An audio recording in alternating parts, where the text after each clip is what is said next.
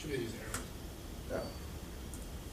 Yeah, okay, so you know the basic rundown. I'm not going to give you all the details, but the aging water sewer infrastructure issue, this is an article from Kansas City. I had it for another talk, so I just thought this was a nice picture. It is a broken water main. And again, the gist of the issues, lack of funds at the federal, state level, the local budget cuts, so there's like shortage in, free floating money all around. There's also the short-term planning. We plan for the next year, maybe 2 years, 5 years, but not for a much longer horizon. And also this issue of out of sight that prevents us from noticing old pipes and leaky pipes and failing infrastructure. And I like this quote: public works do not become issues until they do not work. So until then, everything seems to be fine. We don't really bother. But when something happens, we take notice.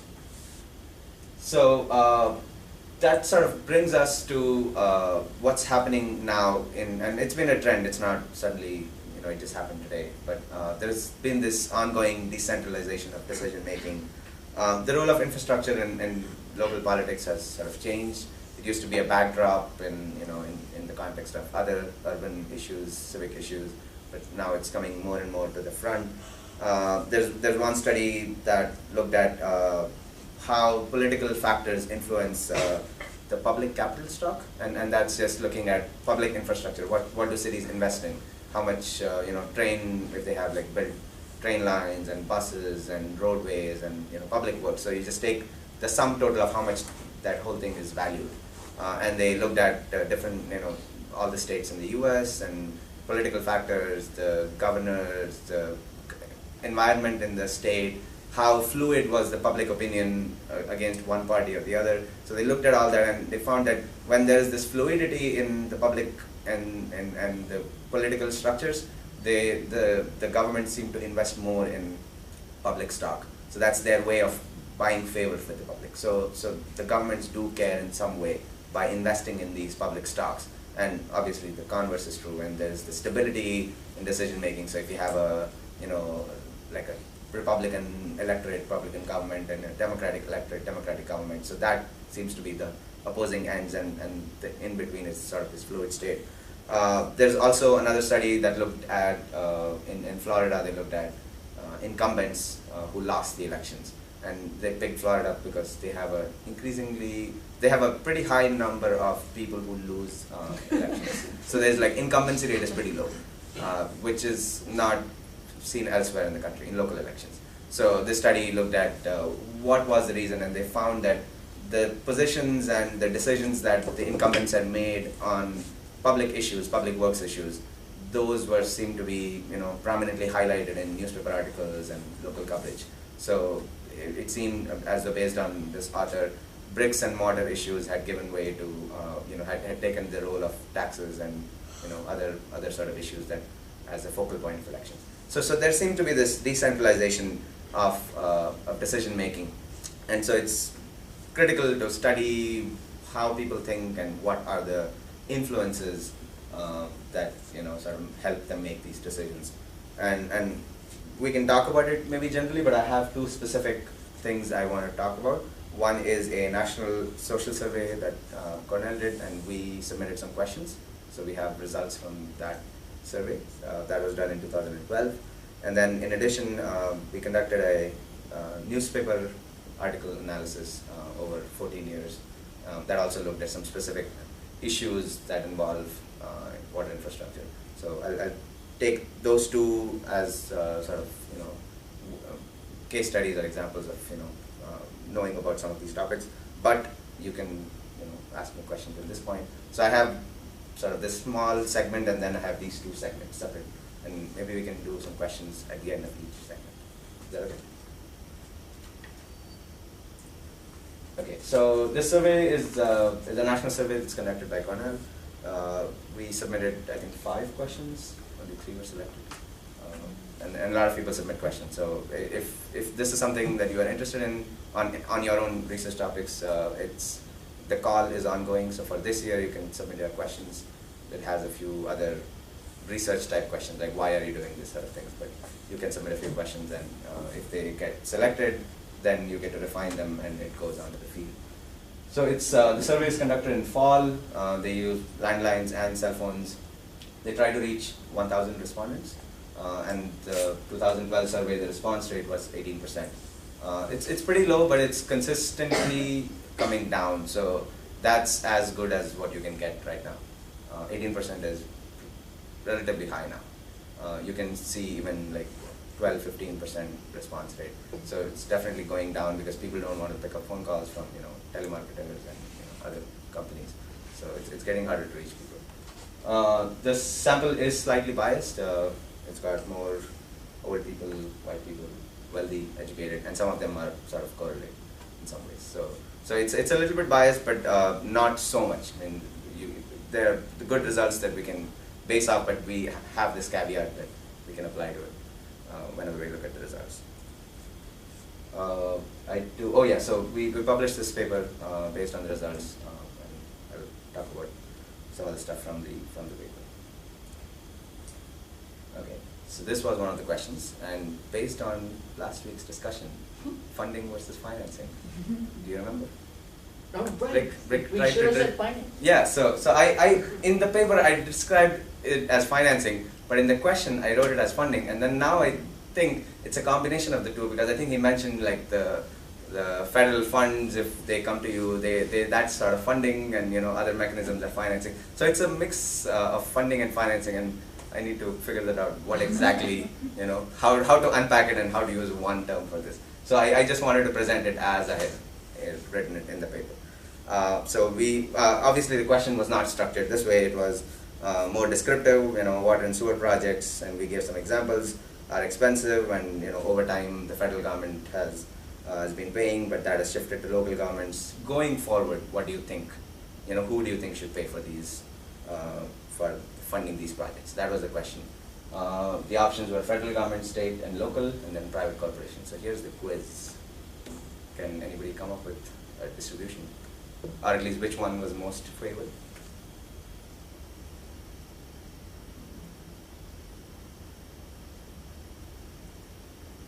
State government was the highest. Okay. Any other dissenting voices? There are only 4 options. So. Okay, all right. Okay. Yes, so local government was 40% of the respondents nationally, and then it went in the order of local, state, federal, and then private corporations. I was actually surprised to see private corporations sort of low on this list, because I thought maybe people would want in some way. So this is what they want it to be? This is what they want. This is what they wanted to be, and they could only pick one. So this is what they wanted to be. And so if you analyze the results, and try to understand, and we get the demographic data, so we know who is, are they Republican, identifying as a Republican, are they, what's their age, where do they live roughly, like a zip code sort of area. So there are some demographic details that are available, and you can match that and try to understand what kind of people are picking, a certain option versus the other. And basically, we see that people who identify as Republicans, those who have long tenure residence, been living in a certain location, have higher income, they favor state government over the federal government. And the way you do the analysis, you pick one as a reference and then try to run some regressions. So, and then there are details hidden within each analysis, but the point that sort of jumps out is that people who identify as Republicans, they have really strong preferences on this issue. Like everybody else have some preferences, but that are not consistent. But those who identify as Republicans, they have so strong preferences. It exactly matches this list in that order. So they prefer private corporation over local, over state, over federal. So federal government is like the least preferred. You could, I don't know, that would be their really last order of preference. But then they prefer private corporations. But that's not seen in the rest of the sample, because it's showing up at such a small number, 13%. So that's one pattern that you see consistent, and other things are seen here and there but not consistent throughout this. that mean that your survey didn't have many Republicans in it? No, doesn't mean that. Why? Is it Well, no, because you were 13%? just saying that if it actually comes out strongly that the Republicans always are favoring private, and then private's the lowest on the, in the sample. Right. So, but were they fairly? They were representative, yes, but they're not the majority in any case. It's about 29%, I think, nationally people identify as Republicans, so it's consistent. I think politically the sample was pretty evenly spread out. Well, yeah, because you had unidentified. It's a spectrum. It's not one versus the other. So strongly Republican, moderately Republican, independent, then moderately Democrat, strongly Democrat. So there is this spread, and so actually it's a 7-point scale. I only gave you 5, I think. So there's one in between. So, and I tried to do Republicans, including all the moderates and everything, and keep the independents separate, and then you include the leaners in one way. So you can splice and dice the data multiple ways. Both ways it's the same. People who identify as Republicans or those who lean towards Republican Party, that philosophy come out that way. But there's another data points to sort of counter that a little bit. And it's from a different data set. So this is looking at statewide ballot initiatives that were proposed in any state in the US during this time frame, 2001 to 2012. There were about 25 of them, and all of them, the ones I picked, were statewide. They were not regional or local. And 22 of them were successful. So that's a pretty high success rate. And these were things that included financing, we have to pay for some infrastructure project, or in general, there was like this open call sort of on the ballot saying that we need to have this, money raised through taxes, or, there's some means that needs to be, so the electorate has to allow the state government to do something so that they can pay for, a new project or maintaining old projects. Some sort of wording was in the ballot, and they had to go and vote on election day. That was the criteria we had. So, it's a high success rate, and if you look at the administrations that actually put those ballots on, put those questions on the ballot, they were, a good mix, Republican, Democrat, Independent. So, at the state level, there is still this acceptance that infrastructure projects are acceptable.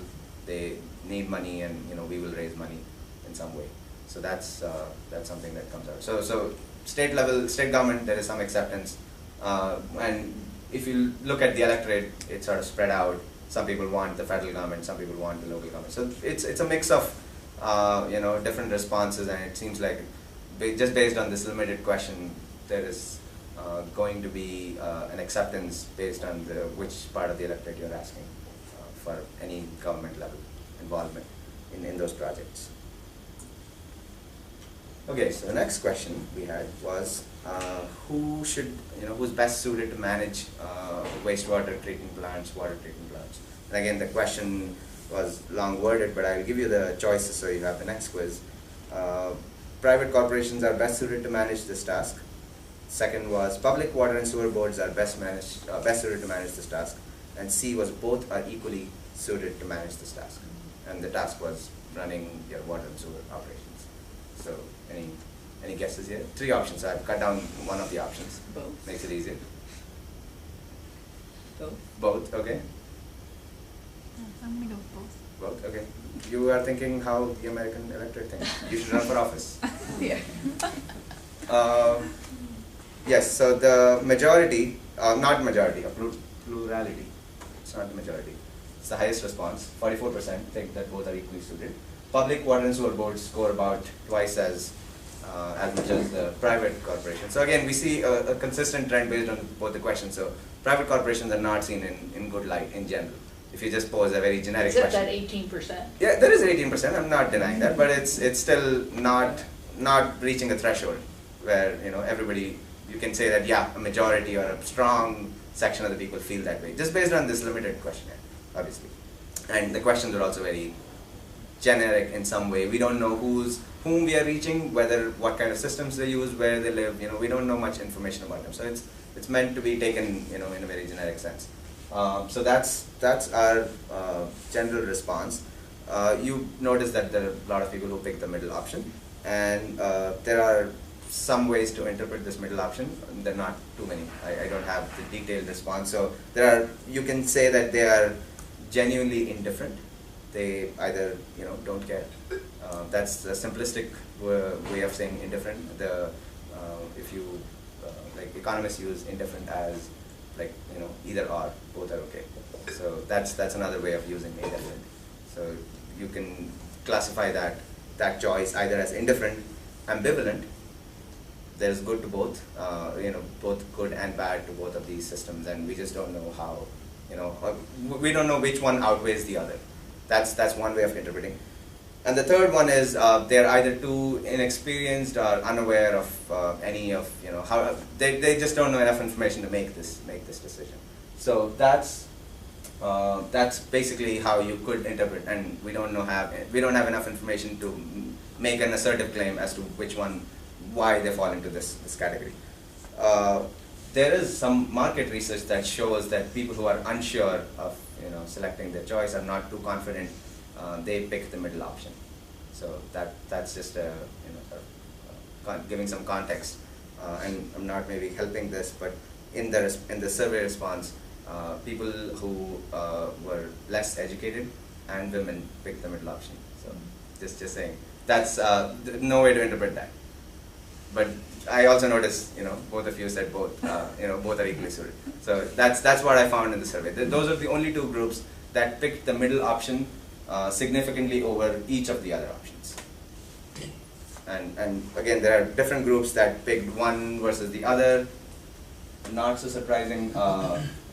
Party affiliation and ideology was pretty consistent. Republicans, again, they picked privatized, ownership or management as a strong preference over the other options. And one of the other explanations could be that there's relative inexperience with privatization. There are not too many people who are served by private water or sewer companies in the US. There are only about 12 publicly traded private companies, so those are sort of big companies, and they operate in 42 states. So there are a few states that they don't operate. I'm guessing those are maybe smaller states. But of the 8 states that are not served by private companies, 5 are in the West, and that's one of the regions that had a strong preference for public management, and that could be because there's a heavy federal government and state government sort of, it's a different structure. It's not as decentralized in terms of the local decision making. The Bureau of Land Management, the Interior Department, Bureau of Reclamation, I think they're heavily involved in these public projects. So it's possible that there is some of that going on. Again, without having much information as to who's making that specific choice, we cannot say why they are making that choice. But this is sort of an overall view. And the literature is pretty inconclusive on the effect of privatization on efficiency. So they've looked at different studies, and in some cases there is, this privatization helps in cutting down the cost and improving services. In some it doesn't. So overall, if you look at the overall effect, it's not significantly one way or the other. So that's just to add some context to how privatization is seen. So that sort of helps you.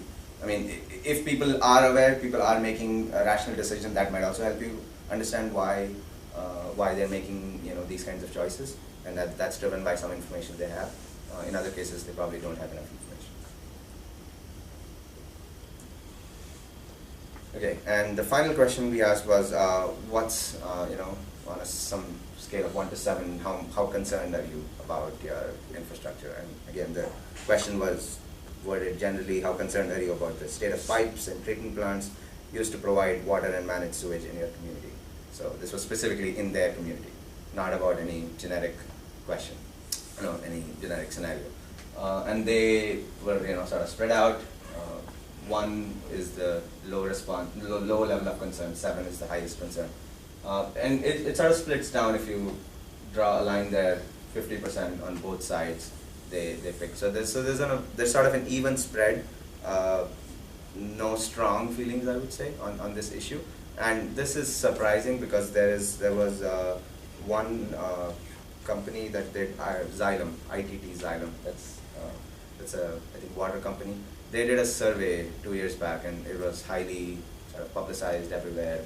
and they had questions on this topic and other topic. That's possibly why I was interested in looking at this, because their survey was biased, poorly worded, wrongly interpreted. Like all possible things you can find in that survey, you could find.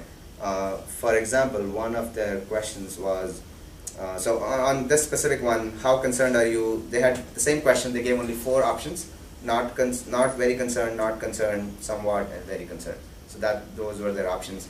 And in that 74% of the respondents chose the first 2 options, like the more concerned sort of options. We didn't find that. So in our survey, we find a more equal split. But they found that people were very concerned, so they just sort of hyped that up, saying that, oh, people are concerned. And a similar question with our government, sort of who should do it. They had a different worded question, but they have the same options, and they said, oh, there's the federal government, there's the state, there's the local, and the private. Now, obviously, I think their response was along the same lines. So if you total up the state, federal, and local, it added up to some 80% something. They said, oh, 80% of the people want the government to take some action, because you gave 3 different options as government, but then only 1 as private. So it's just a different. They just wrongly interpreted their own responses. So that was one of the reasons we sort of picked that question, and we don't see the results that they got. So it's more like that people are either somewhat concerned, and again it breaks down demographically. There are certain people who are more concerned, and those are, let's see, suburban, single, and older respondents are more concerned. Republicans and white respondents less so. Suburban respondents, I think that's a little bit surprising, because you expect that people who live in the cities to be more concerned, because cities have older infrastructure, they were settled much longer, so they have old pipes, they have more main breaks and things happening. So you would expect the urban respondents to be more concerned, but this was a little bit of an opposite. And that, I think, again, there's no way to understand why people are making that decision, but if you were to rationalize it, water and wastewater services in the suburban areas cost more per lot than they do in urban areas, because they're more dense, urban areas. Suburban areas are more spread out, so it does cost a lot in terms of unit cost, because you need to extend pipes and have pumping stations and things like that. They also have larger plot sizes and lawn, so in general their water bills are higher. So that could be also driving their concern.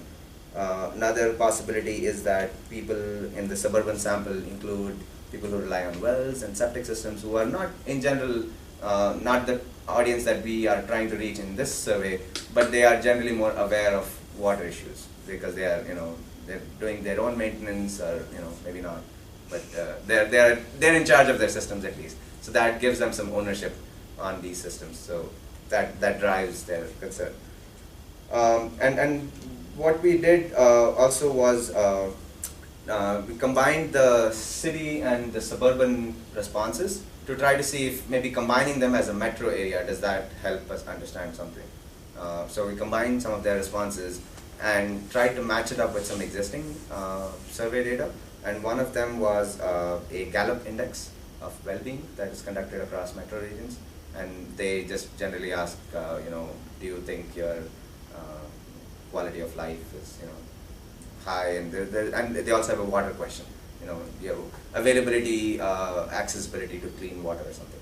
So we had that. And then I think some other newspaper did a survey of rates across metropolitan areas over a 10-year period, and see how the rates have been going up. And so if you match all this data, the concern level is high when your rates are going up more than the others, and you also respond low on the Gallup poll, saying that your city has gives you access to clean water. So the level of concern is not some just out there question people. It's not a hypothetical. It is correlated with how they are noticing their water rates go up or go up less or more in proportion, and also their general awareness of water issues in the community. So I mean, sometimes some of these questions get a bad rap, saying these are hypotheticals. They may be, but people give their responses keeping in mind other factors that they are observing. So I think there is a little bit of context that you can bring to those questions. Sure, yeah, and I'm thinking the older people, they are also maybe more sensitive to the rates going up. Because they may That- remember when yeah. rates were a lot less. Right, Whereas if right. you're just in your 20s and 30s, you Right. may, That actually also brings me to this poorly done survey, the Xylem. No, I'm not going to give I'll it say, up. one quick comment too. I feel like people in the suburbs have a dramatically over-heightened sense of risk compared to people in the cities. Quite possible. And the way I was going to tie up this other survey, not to beat down that point, the respondent sample that they took was based on the 2006 elections, and they also took just the voters. So 2006 is like a midterm poll. There's a certain type of people who come to the midterm polls, Yeah. older people who are more concerned. People who are more passionate about some of these elections and things. So in general, I mean, there is a rationality behind why suburban older people. I mean, if you poll like this, 2006 electorate or midterm electorate saying that granny and grandpa are pipes are crumbling, what do you think? Are you concerned? Like, yeah. so there is a certain you can make your results look a certain way by choosing your own sample. But even otherwise, I think there are some of these factors going on in terms of how people respond, what kind of information they are getting from their local municipalities, newspapers, things like that. Which sort of transitions us into the next segment. But if people have questions, I can take them. No, okay. I'll move on, and we can have time at the end. So, was the age distribution pretty even on this? Uh, On the survey that you guys did, the Cornell one? Okay, so I think age distribution as in the... As in, like, were there more older Yes, respondents? there were older respondents, yes. Because again, some of it is hard to avoid because older respondents are more at home. So if you're trying to reach them, they are more likely to pick up there. So they follow a certain well-accepted method called random digit dialing, which makes it sort of an even probability that anybody has an equal chance at being offered entry into the survey. But a lot of times there are no responses, and you get a hit with older people who are at home. So that's hard to avoid. So they don't do anything by email yet? No.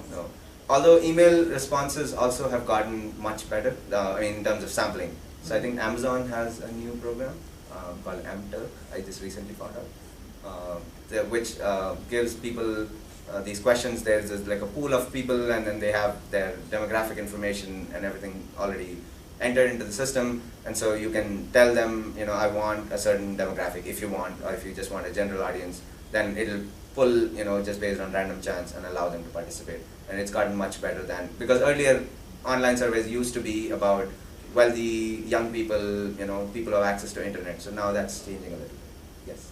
I was wondering for the level of concern, could that be linked to zip codes or anything? So if you look at the people who said they were more concerned, did they maybe live in areas that had higher rates of water main breaks or things like that? That's possible. You could do that. The water infrastructure is so kind of invisible, unless you have a reason for concern. People probably aren't concerned. You turn on the tap and the water comes out. Then you turn on the tap and the water doesn't come out. Then they go. There are problems. Right. So that's you can do that. Although you would need local information for each zip code, or at least the big zip codes. Yeah. So that's possible. Yes. We didn't do that. So you could ask them that in the survey if they were aware of any. Yeah, we could do that. Yeah. Yeah, but again, with this kind of survey, you have very few options of getting through to them. You have only 3 questions, and it has to be written a certain way. Otherwise, they discard the whole thing. Because we submitted questions last year, we didn't get it. So that happens. So it's possible. So yeah. So that sort of brings us to the next half or so of this presentation, which is on looking at media discourse on some of the similar issues. They're not the same. It's not exactly well matched with the survey, but again, it sort of builds on this decentralization of local infrastructure decision making, and how news media sets the national discourse. It influences opinion. It's decreasing. The influence is decreasing, but still newspapers are significant even in small communities where they have access to 1 or 2 newspapers that set the tone, that present issues.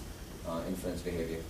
And we didn't find any significant number of studies that have investigated, this media discourse on aging infrastructure. There are a lot of studies that look at specific water issues in a community, if like, a dam was being demolished or a new project, a new school is being built. I mean, there are lots of studies that look at those kinds of issues, specific one project issues, but not in an overall discourse.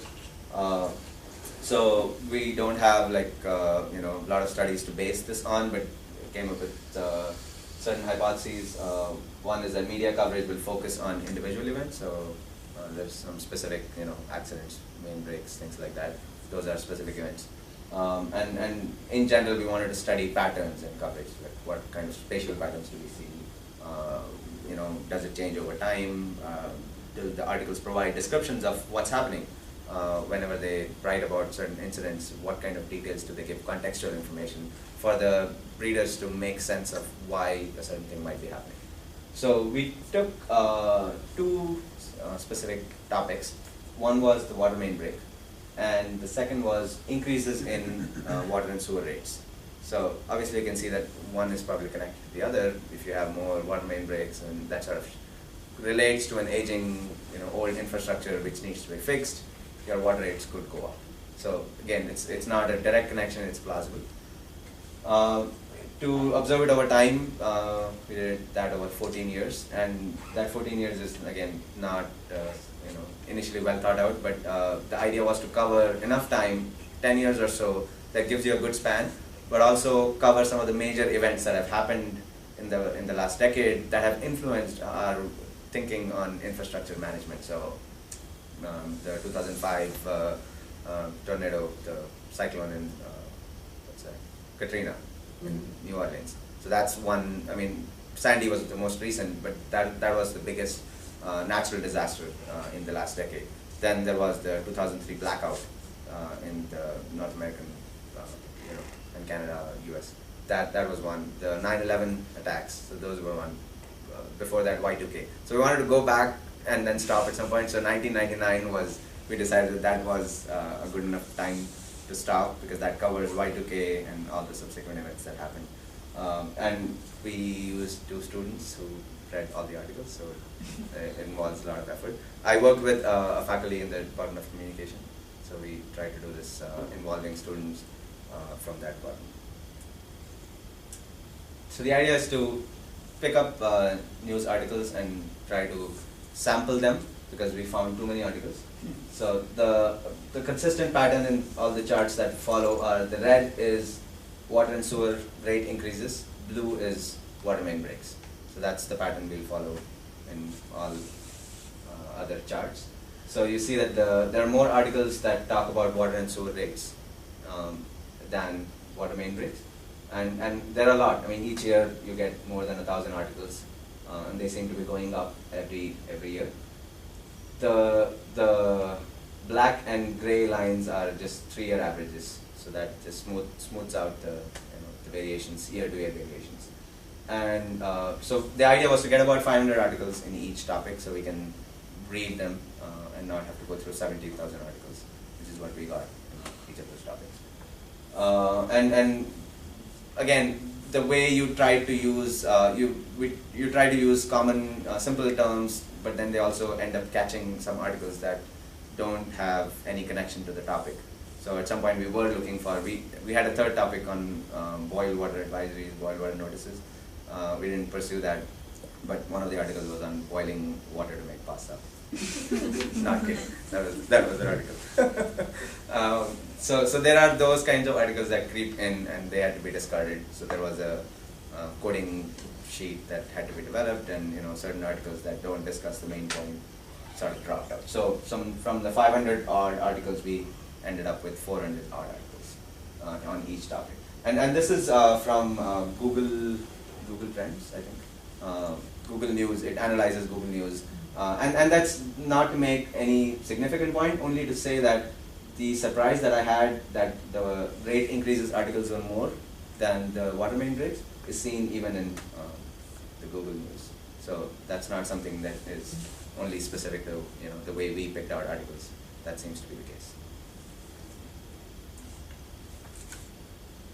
So the first level of analysis was trying to combine all the articles from each state and do like a state level analysis. I'll maybe stop in 5 minutes and have some type of questions. So we looked at water main break articles and had few variables for each state. The ones that are significant were the articles were found in states that had low population growth and also had high income. So that's one thing. The water and sewer rate articles, on the other hand, were seen in low income states and states that also had high water main break.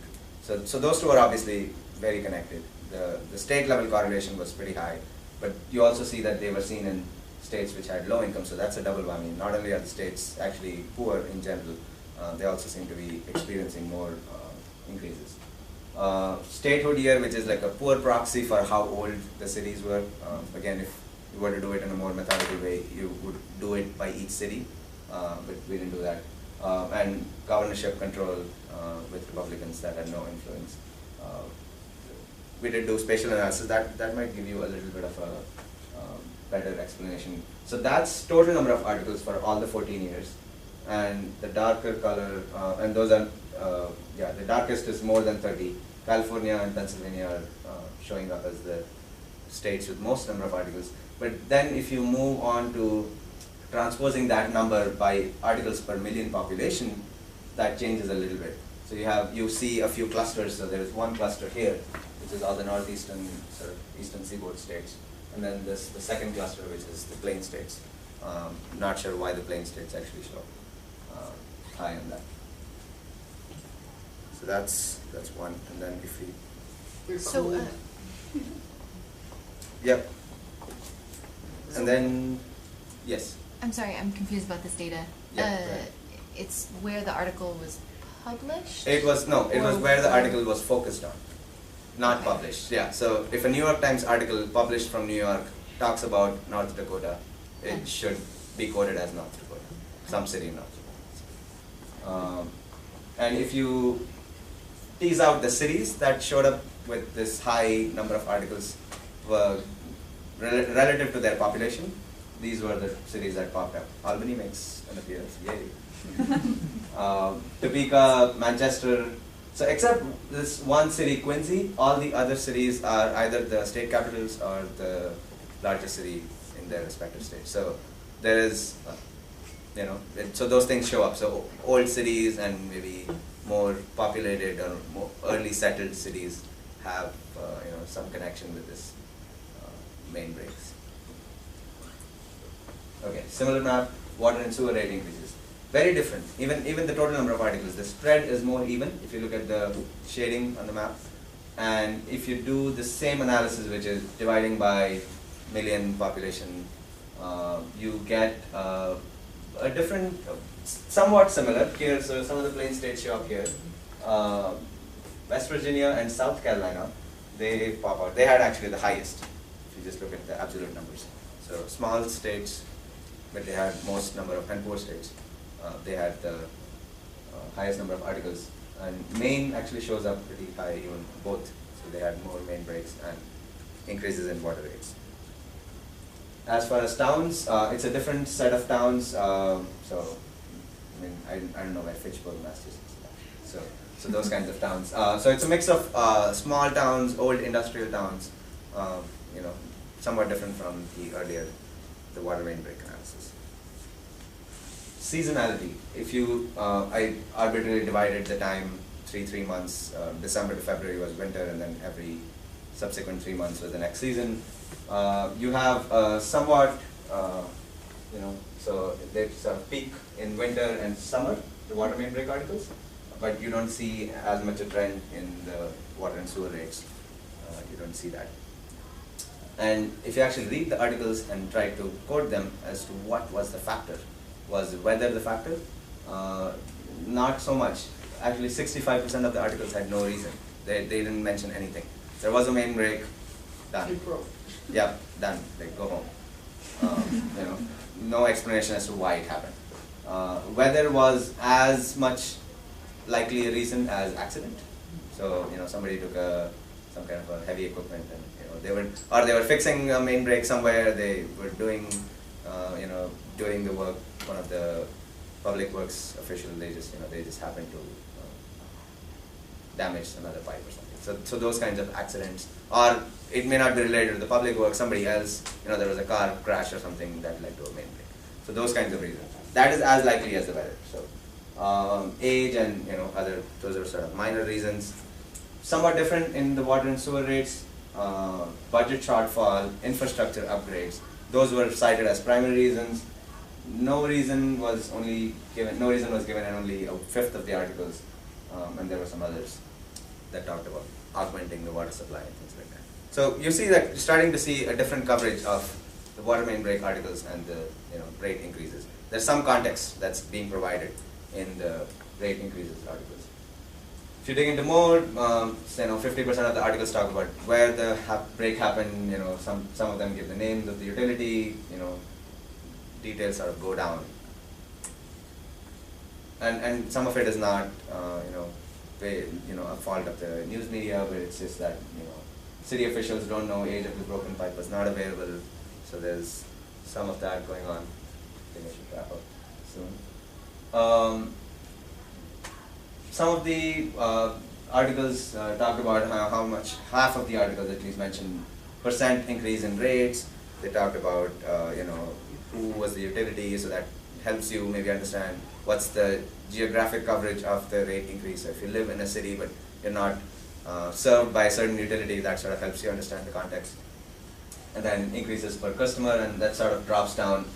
We also had connection to aging infrastructure, which was also a sort of a sub-focus of this analysis, was to identify how these topics, how these news articles are connected to aging infrastructure. It's not that commonly seen. I mean, about 13 to 20% is what you see in news articles.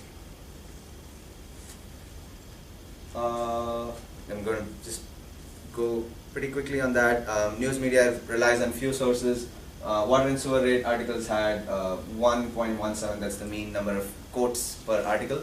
That was significantly more than the water main breaks. And majority of the quotes were provided by public utility officials.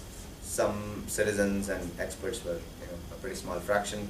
There were some differences in cause attribution. And this is not from my research. There is a similar study, some master's thesis, and they basically said academics and federal officials cite internal causes. That is, there was the age of the pipe or something wrong with the utility itself. Whereas the utilities were always citing external sources, saying the weather was the problem, somebody else damaged it, there were no funds to maintain. Something that sort of shifts the focus away from them, but the academics were putting the blame on the utility. So there was this difference in how they were interpreting the same information, and by providing few experts, you're sort of tilting the balance in how you present these data and opinions. Okay, I will skip through that maybe and talk about the results from the aging infrastructure connection. So the aging infrastructure connection articles, again, I read the articles in detail to see what's the connection they're making. The connections were weak to non-existent. They were, overall not seen, but in the ones that you do see the articles talking about this aging infrastructure connection, they talk about economic issues, especially in water main breaks. They start out with, they have these issues with the money at the local government level, the funds have dried. So they talk about some of these issues, and that focus becomes stronger as we move through the 14 years. The second half, there was the stimulus funds, the ASCE came with its report on drinking water, there was some capital hearings, senators were called, and people were talking about what's happening. So there's some focus that happens that puts it in an economic perspective. Whereas the water and sewer rate articles always have that perspective. When they talk about aging infrastructure, they talk about the fact that our pipes are breaking, we need to fix things. They put it in a larger context. They also make the connection that we need money for that, so that's why we need to raise our rates. And so there is a little bit of a difference that you see in how these articles are covered and what kind of perspective they give. Except California, all the states were east of Mississippi River, so those are states that talk about aging infrastructure connection, with respect to their water systems. I think I'll stop here. Questions? Did the articles indicate that people were, let me rephrase. Did you see certain frequencies of articles during different times of year? Was that your previous slide? Yeah, And that's then- that's this. Just we looked at seasonality, just broad. How about across the time? Were they becoming more frequent as? Related to certain events. Oh, Sorry, year to this year. isn't like so. By You know, year. from by year, so 19. By year, I didn't do that by year. I just grouped Okay. all of them together. Didn't do that. I mean, that's one way. So there has been there is a study from UK, a little bit old, that matches up the water main breaks actual incidences to the temperature, mean temperature data, and some other controls, and they see a pretty nice connection with the mean temperature data. I'm just wondering, yeah, maybe if you could see like with political cycles, or if there were other. Yeah, so I issues mean, that we would tie could do that. I don't know into- how strong the, that kind of a model would be, given that, it's once you spread it out over so many years and across space, Yeah. it becomes pretty, you have one article here, one article there. It's not, you need to group them in some way to do that.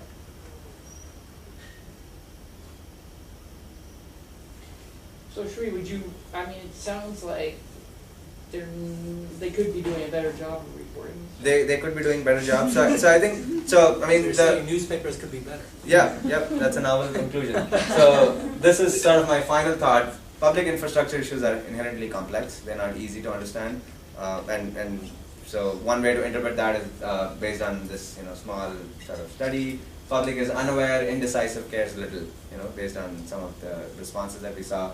But you can also say that they have certain beliefs, they lack information, and the media doesn't provide them, this balanced opinion and sort of objective information. So either way, media has a role in facilitating the citizen-government relationship and strengthening that connection with local issues. So I think that's where I think media has a role. Whether it would do that and whether that would help people make better decisions, we don't know. That's a separate topic on how people take objective data and still process it the way they want to. That happens.